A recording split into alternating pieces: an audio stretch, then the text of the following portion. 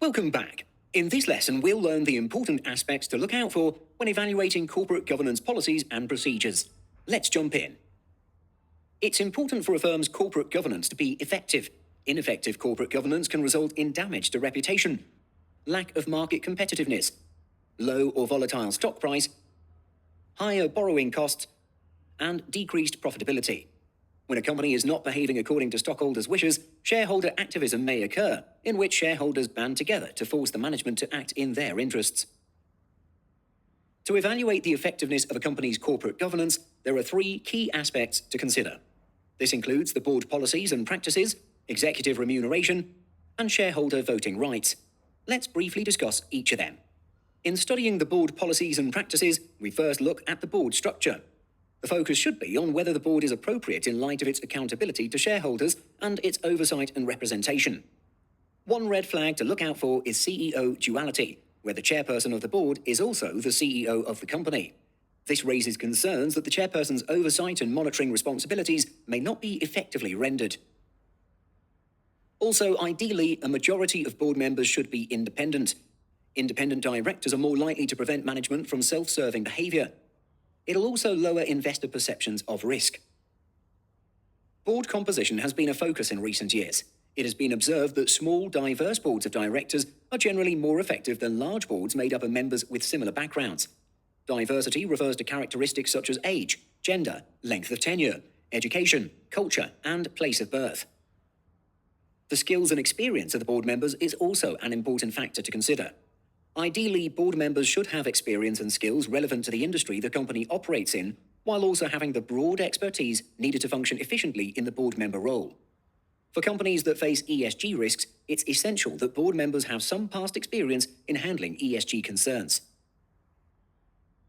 Board tenure is another consideration. A board member's long tenure can be viewed as either an asset or a liability. The advantage is that he'll have strong knowledge of how the firm's management has been operating, as well as a good understanding of the firm's business operations. However, this may also mean that he's resistant to beneficial change and can become too friendly with management, affecting his independence. It's quite common for a company's board to establish various committees that focus on specific functions. The number and types of board committees will vary greatly between companies, but often include committees related to audit, nomination, compensation, investment, risk, and governance.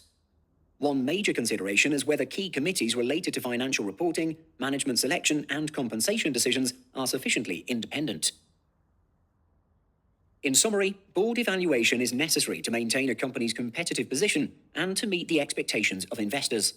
The board evaluation can be performed by the board itself or by an outsider on behalf of the board. Other than what we've just mentioned, other aspects like how the board performs its duties, its leadership, the interaction with management, and culture may be included in the evaluation process. Apart from internal stakeholders, the evaluation report may be presented to the company's shareholders, regulators, or other external stakeholders. Next, we look at the evaluation of executive compensation. There is increasing concern among investors regarding excessive compensation, often represented by the ratio of CEO pay to average worker pay. Globally, this ratio has been increasing. A ratio that is excessively higher than the industry average may require deeper examination of whether the compensation package is excessive. Evaluations-wise, specific issues to look at include the transparency of compensation and whether the compensation scheme provides appropriate incentives for management to drive the value of the company. Metrics such as key performance indicators are useful measures of incentive mechanisms. Analysts should also look out for the existence of clawback policies, as it allows firms to reclaim past compensation if inappropriate conduct comes to light later. When a company has a say-on-pay provision, shareholders vote and/or provide feedback on remuneration issues. And lastly, shareholder voting rights.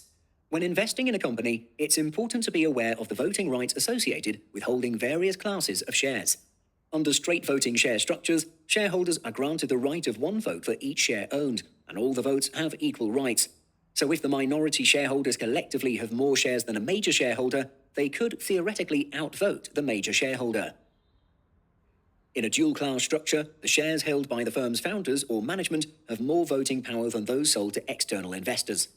Such a structure will disadvantage minority shareholders and sets up a conflict of interest between the two classes of shareholders. And that concludes our discussion on the evaluation of corporate governance policies and procedures. Hang in there, we're already halfway through. In our next lesson, we learn how to identify ESG risks and opportunities. See you again.